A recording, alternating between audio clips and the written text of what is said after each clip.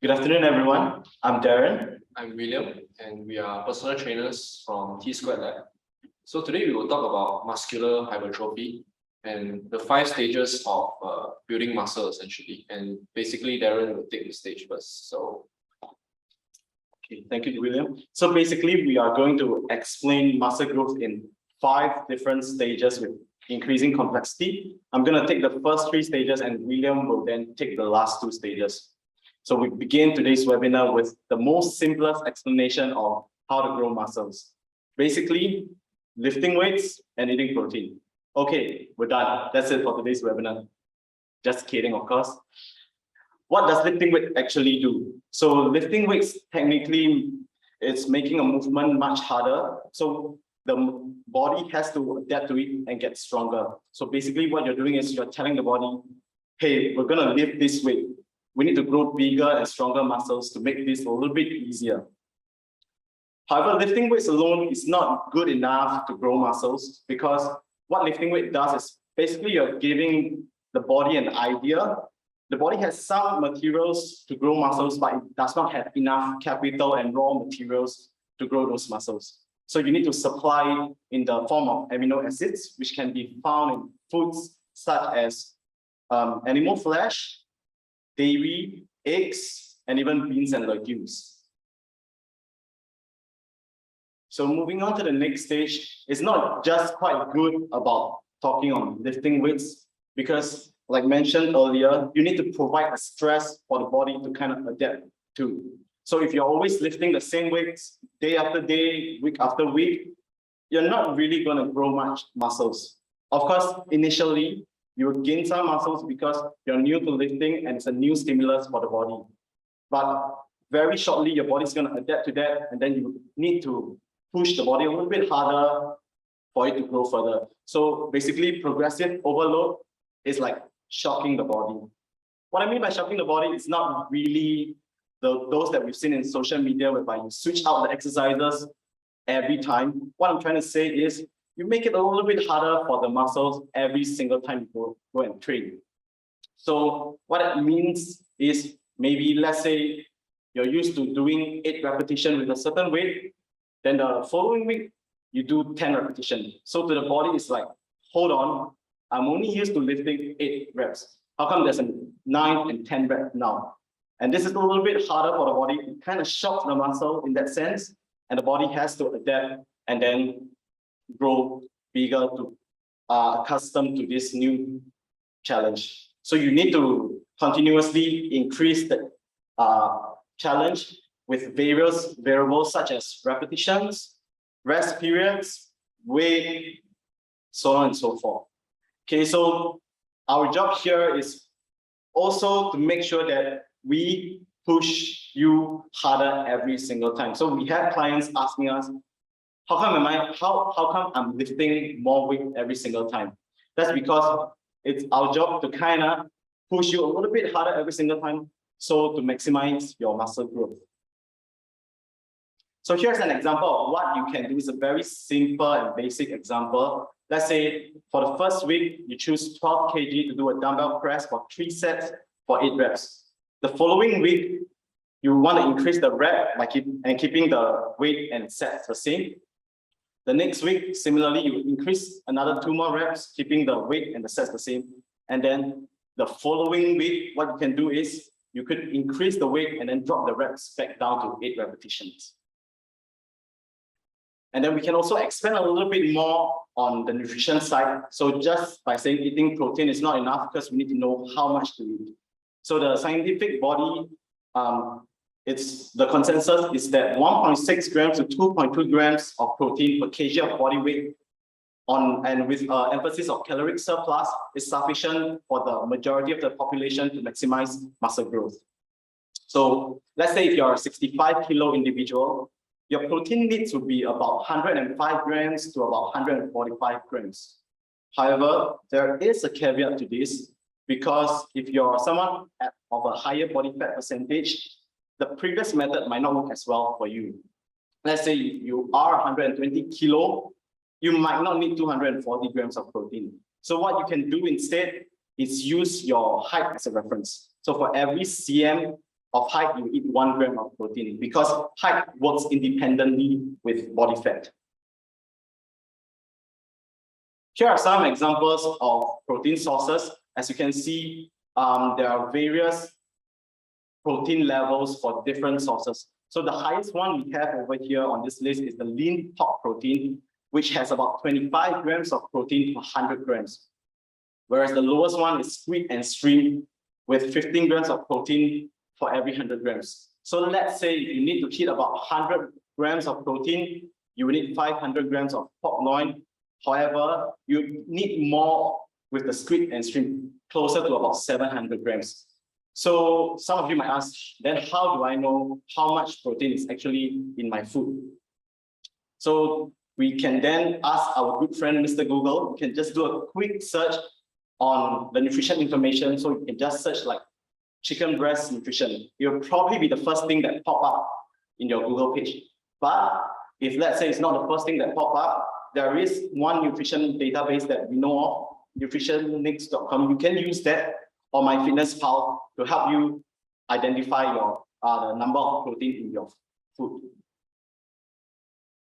Okay, now we'll move on to the next stage, because just focusing on progressive overload is good, but there are some more blanks that we need to fill in. So how hard should we go? How many sets should we do? What are the rep ranges we should work within? And then how much weight should we use? So these are the acute variables of training. We're gonna focus on the first 5, and then we won't touch so much on the last 3 because they do play a role, but they play a very minor role when it comes to muscle growth. So we're gonna talk about effort, volume, intensity, exercise selection, and frequency. So effort is probably the most fundamental variable out of all the variables in terms of muscle growth. And general consensus is that you should train close to failure in most of your sets. So not leaving 2 to 3 reps for most of your sets. So in our experience, we realize that those who are new to training, even for ourselves, we tend to not push hard enough. We usually think we are pushing to our limit, but we probably have another 7 to 8 reps left enough if we will really push to our limits. So our job here is to push you hard, right? So some of the clients do say that I can't do anymore, but we actually show them that they could. So one of my clients that I remember, I started her off on the leg press with about 20 kilos, and she mentioned that it was really heavy. Now she's doing around 52 kilos, and she's shocked that she has such strength. So what you need to do is actually push a little bit harder than you think. Next, it's volume. So in the past, volume has been thought of as the number of sets times the number of reps times the number of load. However, now we want to focus more on hard sets rather than sets. So warm-up set wouldn't really count. Those that you push closer to failure, those would be counted in part of your volume. And then there is a misconception that more volume equates to more growth. However, we find that the law of diminishing returns applies within this realm too. So, of course, there is a number of volume that you need to hit to maximize muscle growth. But if you were to push a little bit further, we realize that the body can't really recover from that workload, and it might even reduce muscle growth rather than improving it. So the sweet spot is around 10 to 20 sets per body part. So here is an example, because most of our clients train us 2 to 3 times a week. We're going to use a 3-time training per week as an example. So let's say you are training, and this is back volume. So let's say on Monday, Wednesday, and Saturday, you're doing all full body, and you have 2 back exercise on each day, 3 sets for each exercise. That would equate to a total of 18 sets, and that's all within the 10 to 20 set range. So let's say if your frequency is a little bit higher, you might do less set on each day, and if your frequency is lesser, then you might want to increase your frequency on each day. So the next is intensity. Intensity is commonly mistaken with effort. However, we want to see intensity as the percentage of your maximum strength, whereas effort is how close you are pushing to failure. So let's say if you're doing a 12 rep range, if that 12 rep range is the last rep that you can do, that's a very high effort set. Whereas if you're doing heavier weight, but you're doing 8 reps, but actually you have probably 4 more reps left in you. Although it's heavier, it's less effort. So intensity will be in relation to your maximum strength. So if you are using lighter weights, you will have to do higher reps. And if you're using heavier weights, it will be lower reps. So heavier weight will be more intense. And then for the rep range that we're going to work around is we find that somewhere between 3 to 30 reps is good enough for muscle growth. There is a thought that 6 to 12 rep is kind of like the golden zone. And there is some kind of value to that, because what we find is if you go lower than 6, it can be too intense and can be stressful for your joints and ligaments. Whereas if you go a little bit higher, sometimes higher rep ranges might be too hard to recover from. So what we recommend is to train in different rep ranges, but focus mainly within the 6 to 12 rep range. From time to time, you go a little bit lower and then go a little bit higher, because it provides different stimulus to the body. Okay, for exercise selection, it is as much of an art as it is science. So there is no best exercise, there is no must-do exercise. The best exercise is the one that is aligned to your goal and the one that you can actually perform.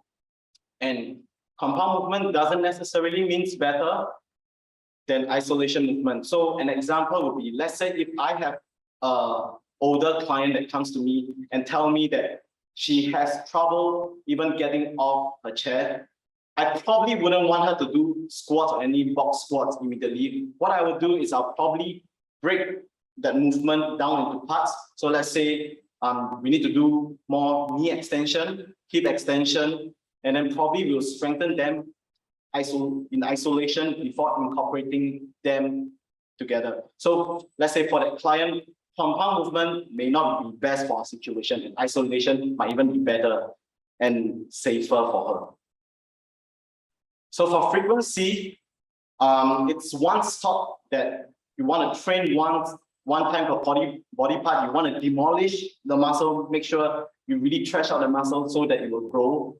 But current studies have shown us that 2 to 3 times per body part per week may be more beneficial. Why do we say maybe? Because although most of the research does shows that higher frequency does favor better muscle growth, they are mostly statistically insignificant. So they may play a very minor role. However, the recommendation is still for you to probably hit 2 to 3 times, because what it does, it allows you to spread out your volume, so you can increase the quality of your hard sets, those that you push closer to failure. And then now I'll pass the time over to William for the last 2 stages. Hi, so I'm back. So now we will go a little bit more in depth into talking about the factors that actually induce muscle hypertrophy. So following what Darren have said, right? If you already have your progressive overload, you have your acute training variables in mind.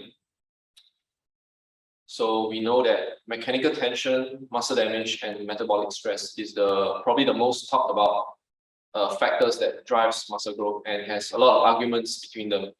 So let's address mechanical tension first. So what's mechanical tension?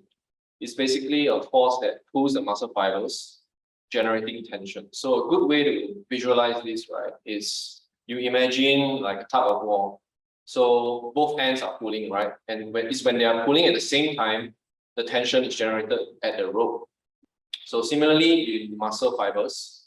So for example, let's say bicep curl. Let's say you do a bicep curl, right? At the very bottom, you will have a passive tension created.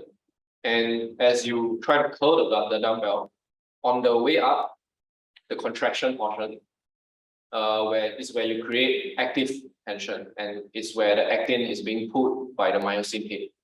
And mechanical tension so far is believed to be the primary driver for muscle growth. And this is just based on more research that is done based on this theory. And next, we move on to muscle damage.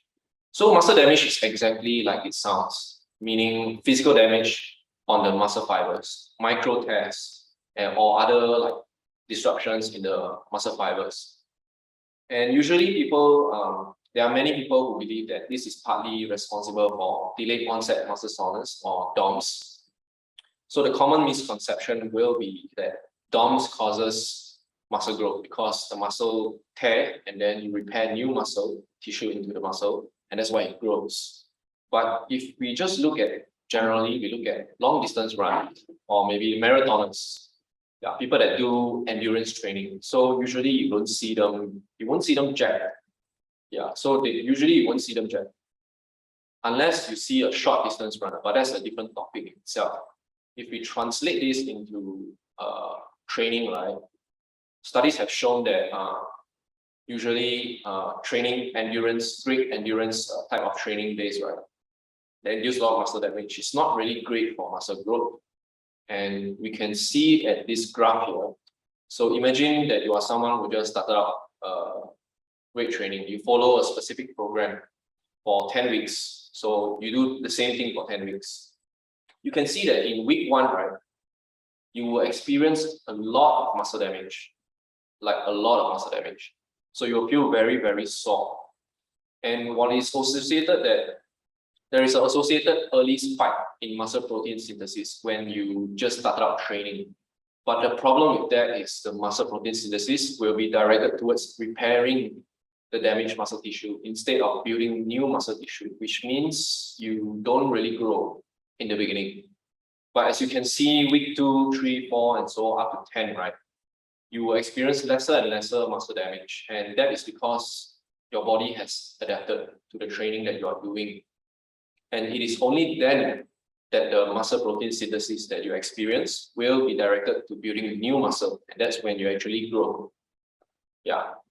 So next we look at, so we don't really understand muscle damage that well. So currently, the most popular type of muscle damage training will be loading it at the eccentric portion of an exercise. So, but we can say that when you load eccentrically, you are also loading on the eccentric contraction portion of the muscle, which also leads back to creating tension.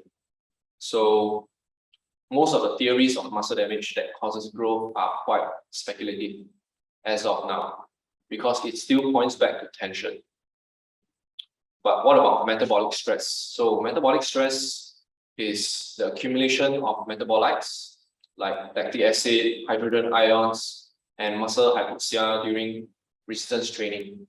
It's basically the pump that you feel like your skin is going to tear apart, right?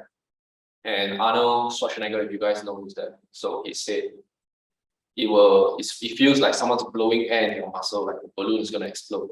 So the feeling is like, it's great feeling, but it might not be the main reason for muscle growth, and I'll show you why later. But basically, it's what it can do is it can be a secondary main reason for like muscle growth. Why? Is because it can provide you a sensation that will serve as a feedback that you are training your muscle correctly. So if we look at this slide, as you can see, shorter rest periods, usually lots of metabolic stress, but decrease in muscle growth. Partial range of motion, also a lot of metabolic stress, but decrease in muscle growth. But if you train all the way to failure, it will be increase in metabolic stress, and at best, it will only equalize, meaning you don't actually grow because it just equalizes. And as for blood flow restriction, right? As you can see, it's a lot of metabolic stress also. But so the idea is you restrict the blood flow so that you cause more metabolic stress, right? But all it really does is it still points back to creating the most amount of tension at when you are close to failure, which means it still points back to tension. Yeah. So if we already know that mechanical tension is the primary driver on creating muscle growth, how do we focus on mechanical tension? So the answer is progressive increase in tension, which means good form. So I'll give you an example. For example, you do a squat like as shown in this slide, right? So you see that the person is trying to target his quads, that's why the circle is at the quads there, right? So imagine you do 10 reps, right? Rep 1 and to rep number 7, you are able to reach parallel, your legs are able to reach parallel. But reps 3 to 10, you are not able to reach parallel and your knees cave in and maybe your chest fall forward, things like that. So technically you still did 10 reps, but the problem is you are not able to achieve the same form as the first and student rep number 7. Yeah. So what we call that technical failure. Whereas what we are trying to achieve is more mechanical failure. So another example will be using the same muscle. So quads, right? So we look at quads. Let's, for example, you do a seated leg extension, which also targets the quads. So if you fail there, right, you will fail by not being able to fully extend your leg, but your form is maintained. So that's what we call mechanical failure, because everything else is stable. It doesn't affect the performance of the quads. And that's what we should be aiming for. So we should be aiming for good form. If you do a squat, make sure it's perfect form. And then all the while using acute variables to help push progressive overload. Yeah. And yeah, so now we know that mechanical tension is the primary driver for trying to grow your muscles. We go a little bit more in depth into talking about the biochemical signals that command the muscle growth. Okay. So with resistance training, right? So assuming that you already know everything and you do a proper resistance training program, you will cause tension to the muscle, which is also the stimulus, right? Next, there will be sensors that are called mechanosensors. So 3 mainly, costomeres, titin, and filaments. So as to which sensor senses this tension, we don't exactly know. All we know is it's either one of the 3 or all 3. Then the sensor will send the signal into a molecule called mTOR. So mTOR is a regulator for cellular growth in tissue, not just muscle tissue, even in cancer tissue. So just fun fact.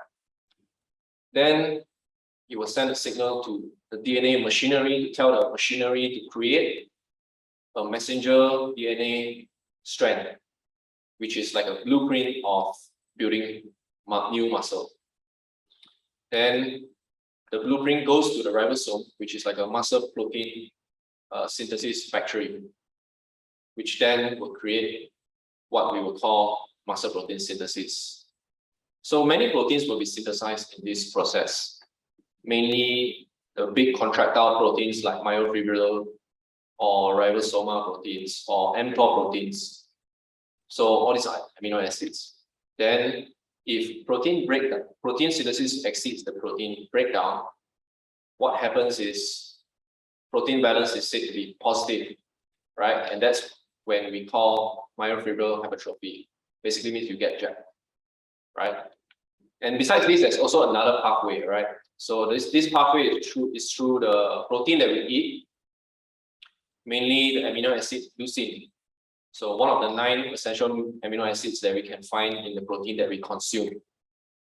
So how we have leucine is basically you need 3 grams of leucine to trigger mTOR, which will go through the same exact process as I explained just now. And it can be found in 20 to 25 grams of the normal proteins that we consume, like chicken, fish, whey protein, and whatnot. Yeah, so yeah, that will be the end of it. Next will be muscle growth. Yeah, so muscle growth, a lot of people will argue about sarcoplasmic hypertrophy versus myofibrillar hypertrophy. But the problem with sarcoplasmic hypertrophy is that the evidence is not enough compared to myofibrillar hypertrophy. Yeah, so but essentially sarcoplasmic is everything else that is inside the membrane besides myofibrillary cells. Yeah, and so that's it. Okay. So this is Q&A.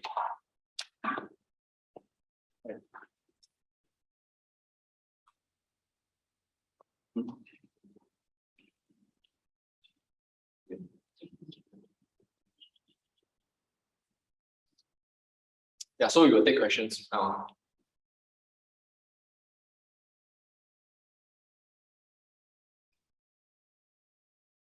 So there is one question that I am 60 kg. I've been eating protein, I've been training, and I would like to bulk up. What are some of the strategies you might recommend? I'm 60 years old. Sorry, No, 60 kg. Oh, 60 kg, okay. I would say we need a little bit more context based on how old you are and what are your current lifestyles. But in general, it will be to have a adequate amount of protein in your diet and consistency in training. Frequency is important also. So I would say at least 3 to 4 times going to the gym and staying active and making sure that you are not sitting around too long for a day, meaning you need like average amount of walking steps in a day. Yeah, so that's like general answer. What do you think, Darren? I think one more point to add on is, if you're training on your own, you really want to make sure you're pushing closer to failure, because as mentioned previously, most of us don't really know our limit. So what we would suggest is probably choose exercises that are a little bit safer, a little bit stable, more stable. So maybe with machines. So choose machines whereby you really can push all the way to your maximum effort. And then if let's say you fail, at least the machine will catch you and you will not injure yourself. So probably stick with the machine first, figure out where your limit is. Then from there on, you can maybe start to play around with more free weights. But as of now, right, frequency, training closer to failure and hitting your protein number would probably be the most important. And then one more thing people might be curious about is, should we kind of like split up our protein, or is it okay to eat a lot in one meal? So the meal timing part isn't really that important. It does play a very, very minor role, but for the strategy that works best for you is the one that you can stick to. So find your schedule. If let's say you can only eat 2 meals, then you would split that protein intake into 2 meals rather than trying to fit 5 meals into your schedule, which might be not possible for you. Is body decomposition possible? Under what circumstances it works? On what circumstances you need to cut down first and then bulk up? I would say, I'll go first on. I would say we will start with by identifying like what are your goals. Yeah, so body composition is definitely possible, but it depends what your goals are. But in general, if you're looking to talk about being healthy, right? I would say for male, anything below 20% should be around the healthy range. Anything above means you should cut down. And this is the problem with this is the why I say this is because if you are looking to be healthy, you want to have healthy blood markers, right? And you want to basically be able to absorb the nutrients that you eat. And a lower body fat in general will help you achieve your goals faster. So the goals should be to reduce the body fat first before trying to build more muscle. Yeah, so I agree with William. I think what the participant was asking about is recomposition. I think losing body fat while gaining muscle mass. So there is no hard science on whether it is possible, but however, we do believe that it could be possible for someone who is younger So it will be definitely easier for males because of the higher testosterone levels, and also for someone who is of a lower training age. So someone who is more of a beginner. So your body will have to, the adaptation will be much more significant than, let's say, someone who has been training for a long time. So it could be possible for a beginner just getting into training.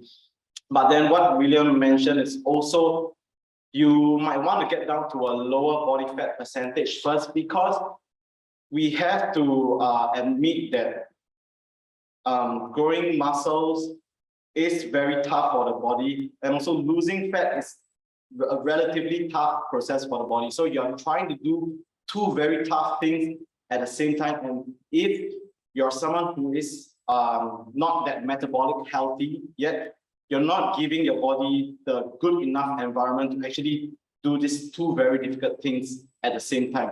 So we do need a little bit more context, but if you are someone who is healthy, young, and very new to training, it's very highly possible. Another question is, I love running. I run 4 to 5 times a week, but I also want to gain muscle. I'm a female. Is that possible? It's possible if you are running a lot, but you're also training a lot, and you also eat a lot of protein. And it depends how much you are running actually. So there is such thing as running too much basically. It's when you are running to the point where you are at a severe calorie deficit. That's when you are running too much. And usually your muscles may or may not atrophy, meaning you lose muscle. Yeah, so, but that's unlikely unless you are running a lot. Yeah, but running has a lot of benefits, so it's good, and you should pair it with weight training, as well as having a very high protein diet and adequate sleep and sunlight. Yeah, Darren. Yeah, so exactly what William said.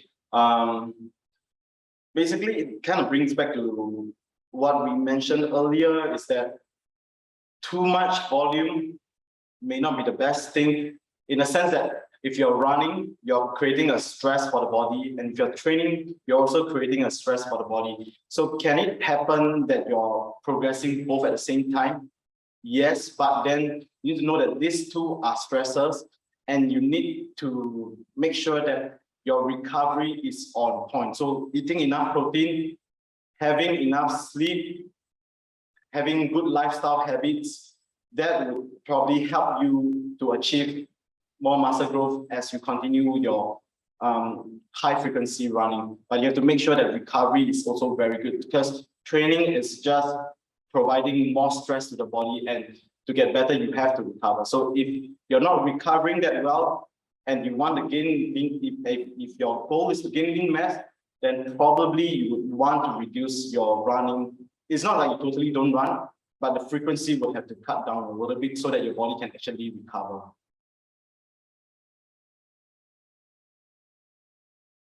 Let's wait if there is any more questions. Any more questions? Okay, I think that's about it. All right, then that's it for today's webinar. Yeah, Thank you thanks for participating. Thanks for listening.